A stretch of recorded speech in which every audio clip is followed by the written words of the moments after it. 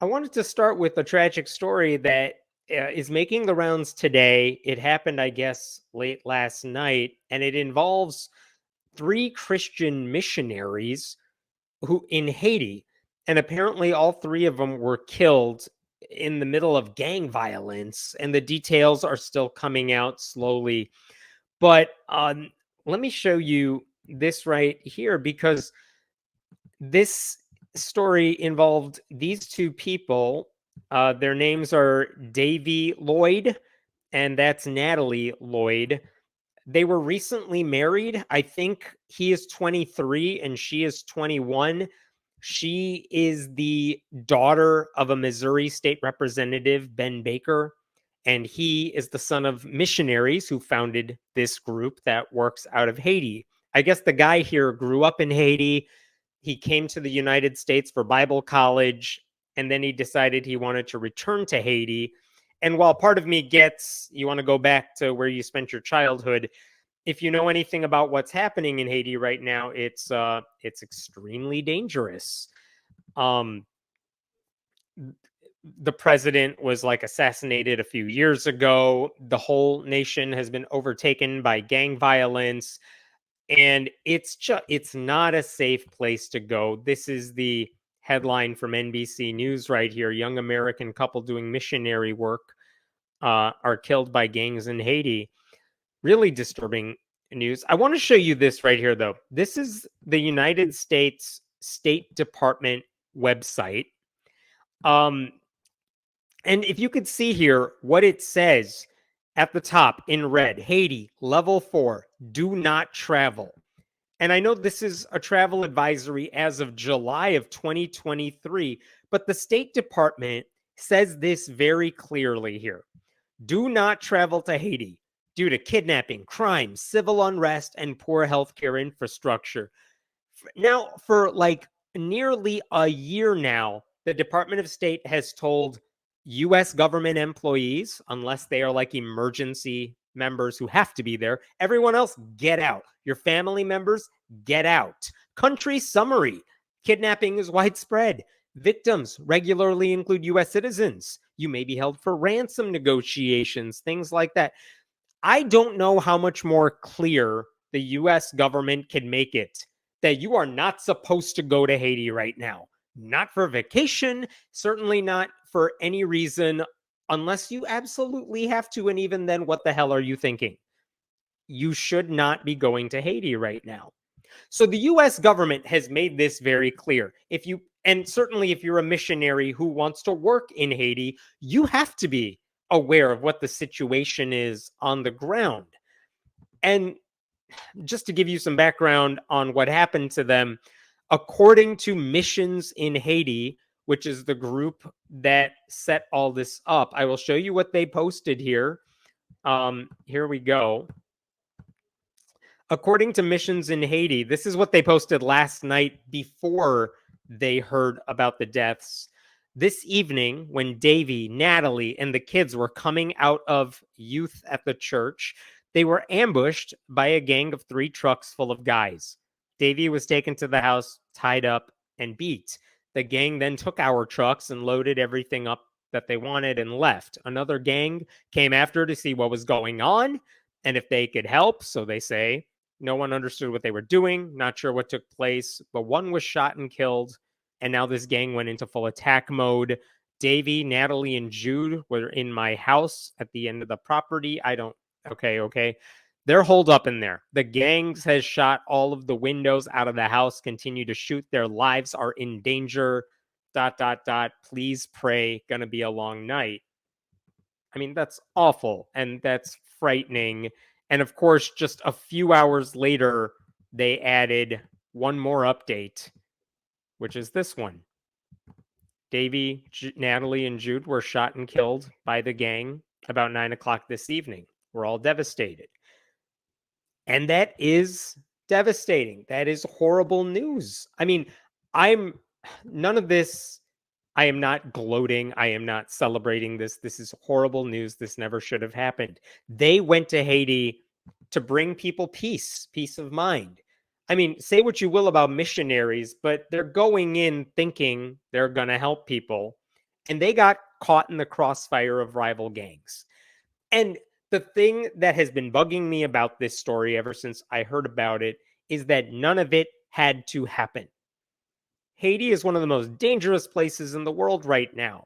And like I showed you, since last July, the US government has been warning Americans against traveling there. Everyone needs to get out of there. The State Department actually said, we probably can't help US citizens who are in trouble. And local police are very ineffective right now. How much more of a warning do you need? Like, if you don't have a good reason to be there, you should not be there. And these missionaries did not have a good reason to be there. In fact, like 2 years ago, I think 2021, there were seven, you may remember this in the news, 17 members of a group called Christian Aid Ministries. They were kidnapped in Haiti and held for ransom. And it took a few months, but I think 5 of them were released because the ransom was paid, and the other dozen managed to escape. And that's the only reason they got out of there. Like, it was bad years ago. And these people went there. And these missionaries now, they're just waltzing in there like the past never happened. And I am not saying they deserved to be killed. No, they didn't. My frustration is that they chose to enter a dangerous situation knowing the potential consequences. What happened to them is not unexpected. It was very expected. This was not an accident. Gang violence, and when you know it's gang violence, like, yeah, that's not an accident. You know what's going to happen. These were not people in the wrong place at the wrong time. You know what I mean? This is like the inevitable consequence of people joining the leopards eating people's faces party. What did you think was going to happen to you? And it's probably even more tragic because it's not even the first time a missionary has been killed for going somewhere where he wasn't wanted and people warned him he shouldn't go. All of you may remember in 2018, there was a Christian missionary named John Allen Chow who tried to contact an isolated tribe off the coast of India, North Sentinel Island. And he wasn't supposed to go there. Like, the Indian government actually forms a patrol around the island. You can't come within like 3 miles of the island on sea. But John Allen Chow, like, snuck in there with a group of fishermen who he paid. So they lied. They said they were fishing and the patrols let them through for some reason. And then John Allen Chow, like, got on a kayak and went to the island. And the next thing we know, when the fishermen came back the next day, his body was being buried because they had shot and killed him. And Chow's name basically became a stand-in for faith-based hubris and irresponsibility, because this guy was so focused on evangelizing at any cost, he neglected to think about what diseases he might be bringing to the island, or why these people might want to remain in isolation, or why he thought throwing some fish at them or waving around a Bible, why any of that would suddenly cause them to change their way of life. And he did it anyway. Did he deserve to die? No. Should anyone be surprised that he was killed? Also, no. And I think the same can be said of the Lloyds. They knowingly stepped into a minefield despite all these experts telling them not to do it. They were so blinded by their faith that they ignored every warning sign. And according to the girl's dad, the state representative, Ben Baker, the two of them became missionaries in Haiti last year in 2023, long after the chaos in Haiti had begun. They did not leave even when the travel advisories went into effect. And after the two of them got married in, I think, June of 2022, they decided to move to Haiti to become missionaries full time. Again, I disagree with their theology. But what they were doing, in some sense, it's like they thought they were doing it out of the goodness of their heart. They were trying to make the world a better place in the only way they seem to know how. You could say that and also say what they did was completely irresponsible. And people in their life circles should have warned them about it. And I am wondering, will anyone in their Christian circles take responsibility for encouraging them to take such a pointless and avoidable risk? Are people in their churches thinking maybe this was a bad idea? I don't know the answer to that, but I hope they're doing some soul searching. I also would like to know why they thought missionaries are even needed. Because guess what? In Haiti, let me show you this right here. This is some statistics about Haiti from the Association of Religion Data Archives. But check this out in the left column. You could see right over there, Haiti is 94% Christian. They don't need the Bible. They're almost all biblical people. Like, I'm not even saying this jokingly. If you wanted to be a missionary trying to convert people, you would have a easier time going to like Vermont than going to Haiti because there's a higher percentage of unchurched people in like New England. So why were they going to a place that's 94% Christian in the middle of a friggin' minefield? Why? Why? How many missionaries have to be sacrificed in perilous parts of the world before churches decide the health and safety of their members matter more than saving people who need so much more than the Bible? Like, unless the Bibles that these people were handing out were coated in Kevlar and had holes inside where you could put food, like it's something out of Shawshank Redemption, the Bibles were not helping these people. The Bibles were not going to protect them from gang violence. And I also want to know when these missionaries are going to realize that faith is not going to protect you from the threats that are staring you directly in your face. The people of Haiti need help. They need safety and they need security and they need a respite from gang violence. And I believe that a new government was just installed very recently, and maybe that'll bring some sense of order to everything. But you know what? None of those people need another Bible. These Christians died. They were murdered because no one in their life circles had the decency to tell them they were wasting their time and doing something utterly foolish. And I'm not even talking about doing missionary work. I'm saying it's foolish to do missionary work in a hot spot in the world where people are dying needlessly. That's my problem here. No one in their life told them this is a bad idea. They just said, well, you're doing something for God, so it's good. Go do it. And I know they were adults. They were 21 and 23. Yeah, they're adults, but they're young. They can make their own decisions. But still, when you're that young, where are the adults in their life, other adults in their life, telling them, I love you. I don't want you to do this. It's a dumb idea. You shouldn't do it. At the very least, I mean, I hope everyone in their life was saying, please don't go there. Stay here. Do missionary work here. It's fine. You can be in the United States and do the thing you want to do. You don't need to go to a place where everyone's just shooting each other constantly.